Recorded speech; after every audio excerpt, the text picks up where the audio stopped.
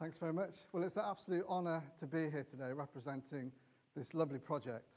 To my left and right, in these glorious I Speak Music t-shirts, is a wonderful group of musicians. And we're going to be playing for you a little extract from the project in about 10 minutes' time. Before then, I just want to talk to you a little bit about the idea behind the project and our journey, and hope that it might inspire you to come and talk to us, find out more, even join us, or even better, start your own similar project. So every project and every journey starts with one defining moment if you look closely enough. And that is certainly true for me in regards to this project.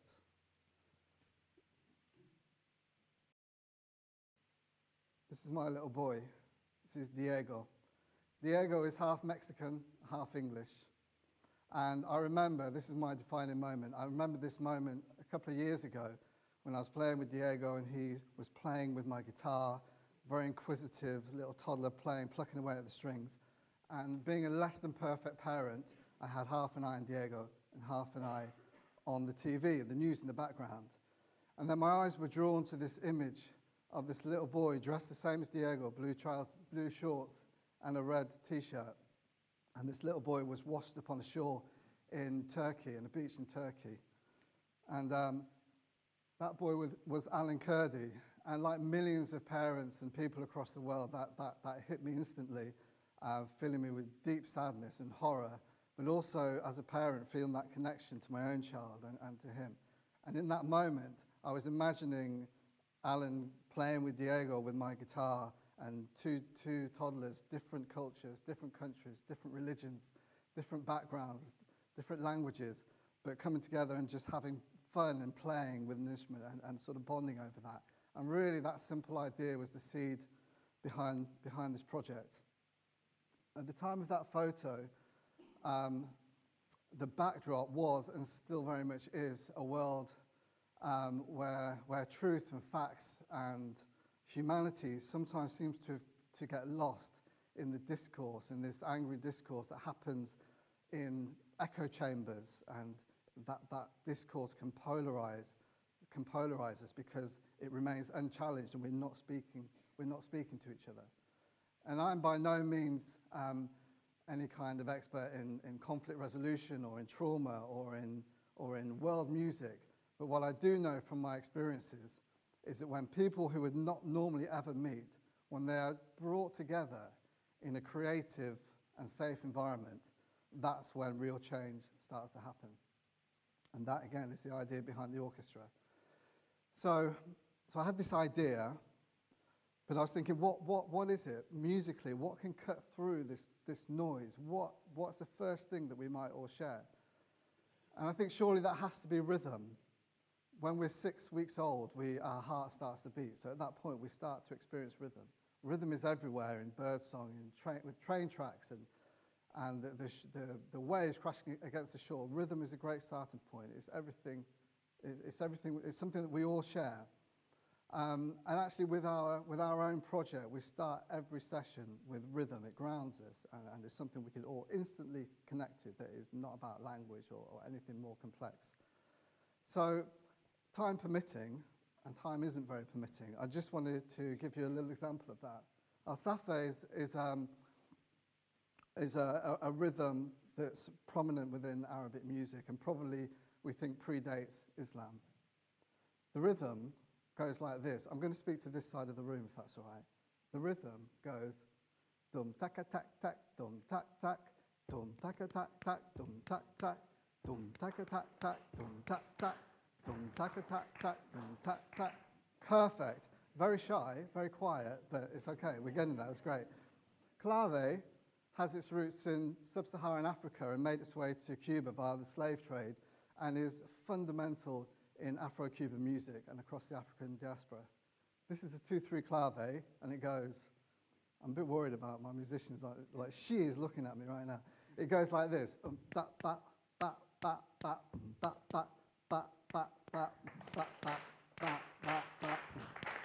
Great. In normal circumstances, we would do this over 15 minutes, but let's just try and all do that together. So you guys are Zafa, you guys are clave, These musicians are going to help because you're on each side of the room. So after 4, 1, 2, 3, 4. Boom, da da da da, boom, da da, boom, da da da da, boom, da da. Perfect. That was surprisingly better than I ever thought it would be. Well done. So the thing about rhythm is rhythm contains so much, contains stories of migration, of slavery, of freedom, of celebration, of ritual. There's so much in a rhythm. And that, again, is key to this orchestra. There are 3 things that happen when we are playing together. Firstly, every musician is able to play in a way that is true to their cultural identity, and this is something we encourage. Number 2 is that they are experiencing the cultural identity of their fellow musicians. And 3, most poignantly, is that when they play together, just like what happened just now, actually something magical is happening. Something completely new is happening in the room, and it's new and it's full of potential, and it challenges the current paradigm. And actually, maybe there's something amazing that can happen in the non-consensual colliding of our cultures. So that's the idea. This is what's happening. But actually, any idea or any program needs to have well thought through. And I just thought I'd spend a few moments talking to you about the fundamental elements that help bring the project together. First, research. This is Surrey. It's affluent county, fairly monocultural, but with pockets of deprivation and the 3rd highest number of unaccompanied minors in the country. Projects do need funding, and we're in the grateful receipt of funding. And we need strong partnerships to build trust and to be able to engage with all the groups that we want to encourage into the orchestra. But beyond that, this is really about the individuals. So I can see these people here. There is people like Mona, who helped me put on a networking event that brought together counter-terrorism police and artists and venues. Sarah over there, we did a trip with young Syrian musicians. There are so many examples. Raghad is hiding somewhere. But we traveled around the county jamming with Syrian musicians. So it's about the individuals. And these individuals have created a family. And this family of musicians truly represents society outside. So as a family, we have been displaced by war. As a family, we have been hounded by the British far right. As a family, we love music, but different types of music. We are vegans, vegetarians, Christians, Muslims. We are so different, but it is the music that brings us together. So my final thoughts, and I invite the musicians to gracefully come onto the stage. So my final thoughts and my final wishes for this group is that more projects will happen regionally, nationally, maybe internationally. Projects where Diego and Alan would have come together, they would have played together. And actually, they would have told their friends and their families, who would have told their friends and their families. And as that message widens, then actually we start to promote empathy and cultural tolerance. And not just that, but cultural inquisitiveness, curiosity between cultures.